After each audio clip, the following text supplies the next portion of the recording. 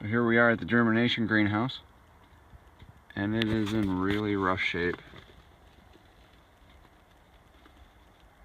Greenhouse is out of wood, will not last.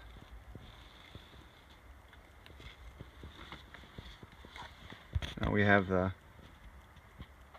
outside timbers that have had the most damage.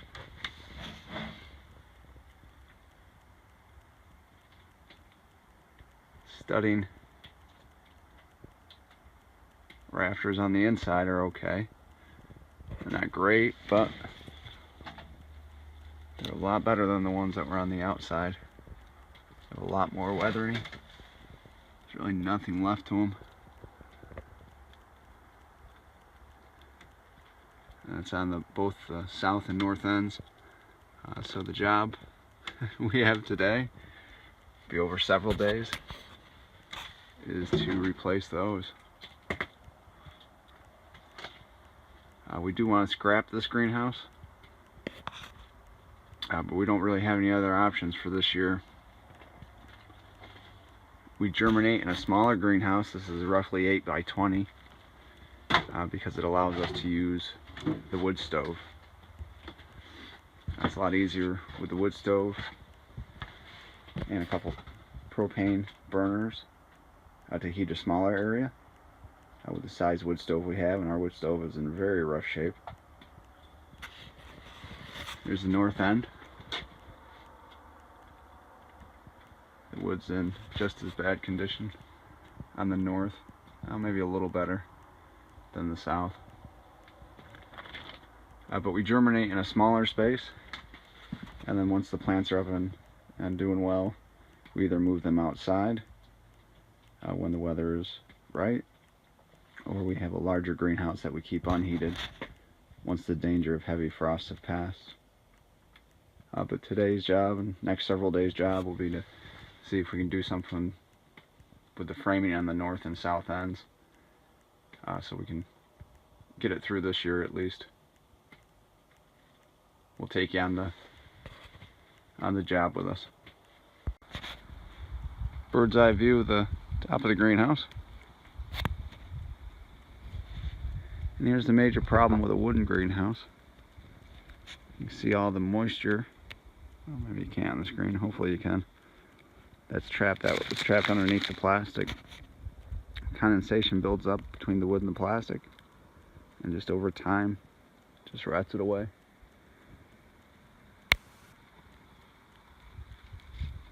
Wooden greenhouses have some advantages. Relatively inexpensive. They're a lot more forgiving than a metal greenhouse. But the big drawback is eventually the condensation gets it. And if the condensation doesn't get it, you'll have ants or termites or something else that will bring it back to nature.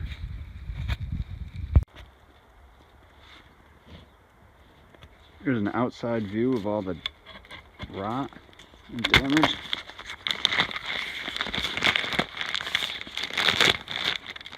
You see there's absolutely nothing left.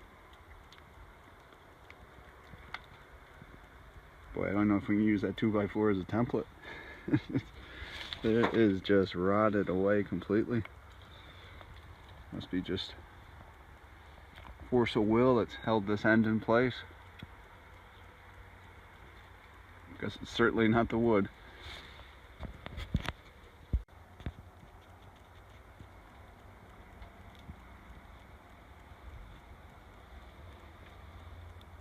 See, the damage is quite extensive. And sometimes things get put off on a homestead until they fail.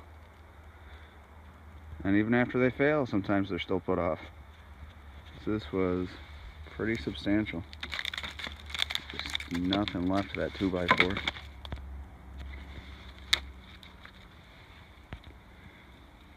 I'll see what we can do to replace it.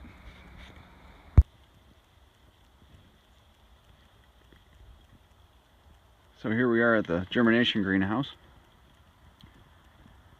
Ripped away the 2x4 That was the southern frame. Quite a bit of rot.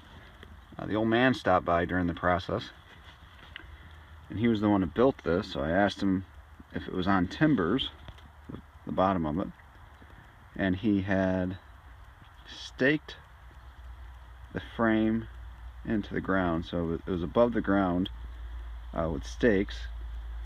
Over the years, the stakes rotted,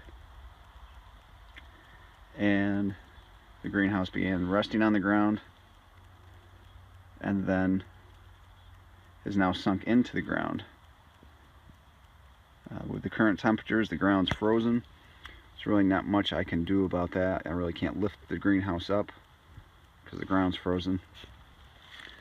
So to replace everything, I think what I'm going to do is put a scab along here of pressure treated 2x4, so I have something to nail into right here where the vertical 2x4 has to come up, and then continue up to here. That one will have to be replaced, but I kind of want that in place until I have the other pieces, and then take it out as I go. So quite a bit of work, especially for a greenhouse that probably won't be here too much longer, but it's the best option we have for this year.